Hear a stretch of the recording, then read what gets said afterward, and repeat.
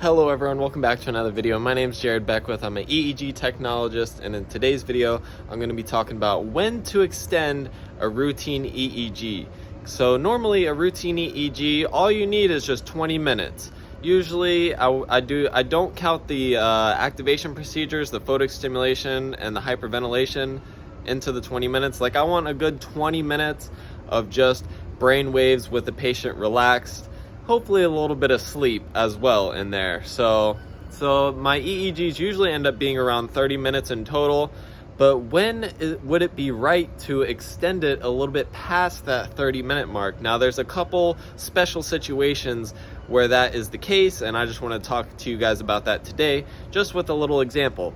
So let's say, for example, hypothetical patient, you have someone who's having auditory hallucinations, but they're only happening while the patient is asleep, or they only have them while they're, in between sleep and awake, in that kind of like that little dream state. They say they get woken up by auditory hallucinations and they're scared by it, and the neurologist orders an EEG. They probably order other tests as well, trying to figure out what's going on.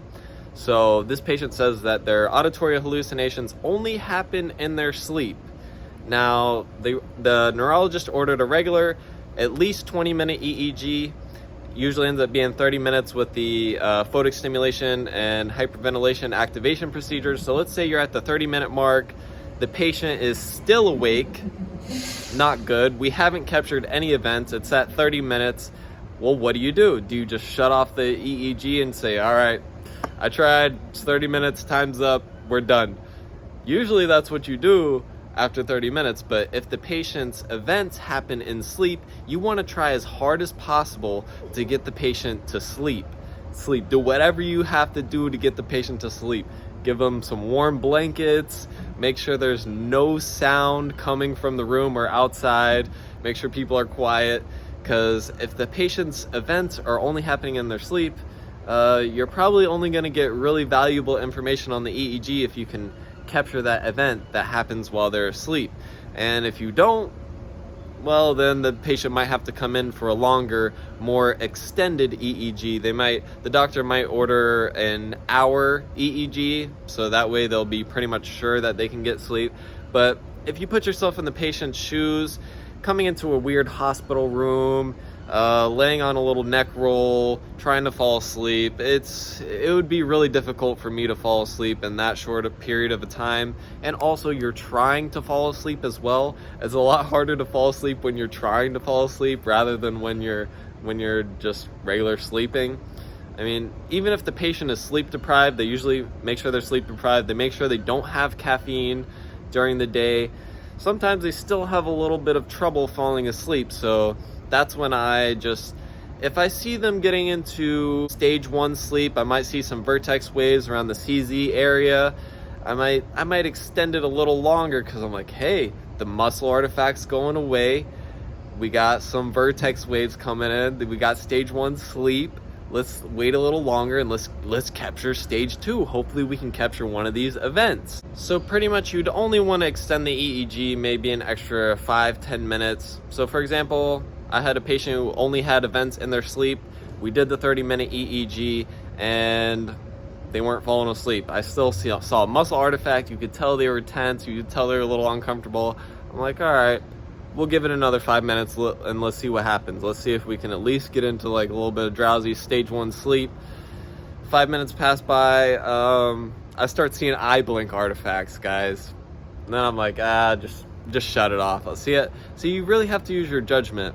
Like, you wouldn't want to extend it an extra 30 minutes or something crazy like that, but it's extending it an extra 5, 10, maybe 15 minutes max to capture sleep. If the patient is coming in for an EEG and they're having their events in sleep, whatever they happen to be, whatever kind of events they are, whether it's auditory hallucinations or seizures or whatever it happens to be, sometimes capturing sleep on the EEG is the most important thing for that specific patient, and that's something just to keep in mind. So this was just my little overview on when to extend a routine EEG, when to give it an extra 5-10 minutes, and you just got to use your head, if you're a student of EEG, hopefully you can take away a few things from this video. I know my supervisors taught me this little trick, because if sleep is the most important thing for this specific patient, do everything you can to capture sleep. That's the gist of it, guys. Just keep it simple, right?